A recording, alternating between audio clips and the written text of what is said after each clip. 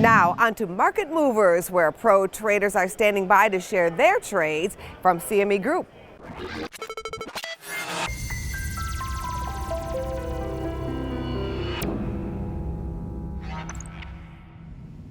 Welcome to Market Movers. I'm Jim Urio with Scott Martin. Hi, Jim. Okay, so on the 30th, we have another Fed meeting. The CME FedWatch tool says there's a 90% chance that they ease.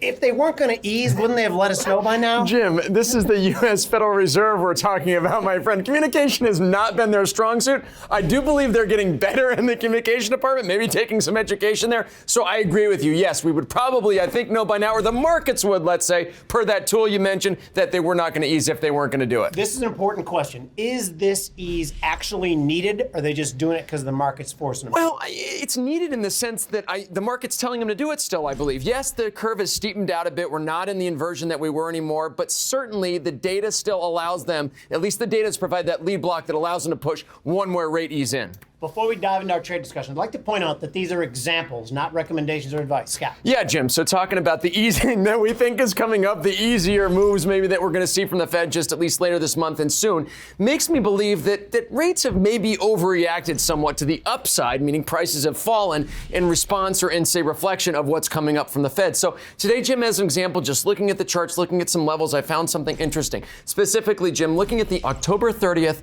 in the 10-year, the 130, 131 call spread for 16 ticks. This trade risks $250 to put on to make a potential $750. It expires October 30th, as I mentioned, so it gets you through the Fed meeting. It does not get you through non-farm payroll, but gets you through the end of the month. The underlying was 129.25, and just with that belief that we're going to see a little bit maybe more buying interest in the 10-year as we see the Fed meeting result, and therefore rates move lower as a direct result of that. I think that's a perfect representation of a long position. I'm not that way. I actually think the stock market's going to do relatively well, and I think the curve's going to steepen because I think if the market believes that the Fed has tightened enough or too much, then the curve can steepen out a bit. So I'm doing one of those put flies. We've talked about these before. It's kind of a non-equal balance put fly. So it's buying the week one, expires on November 1st, the 2950, 2900 put spread, which is a half point wide, and then selling the 2900, 128.75, 0.75 put spread. So selling a quarter tick wide one.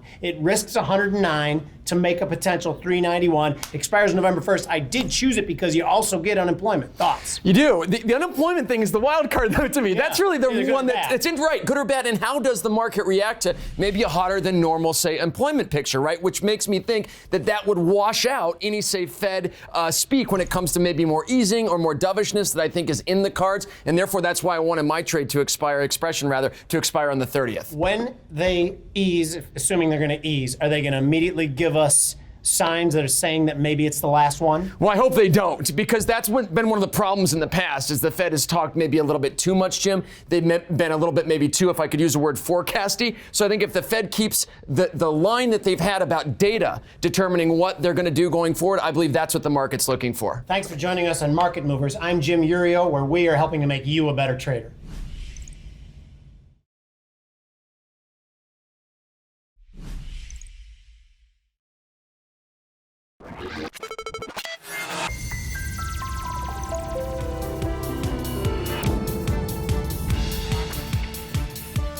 For more Business First AM, check us out on social media. We're on Facebook, YouTube, and Twitter. And go to businessfirstam.com for where to see our show on TV.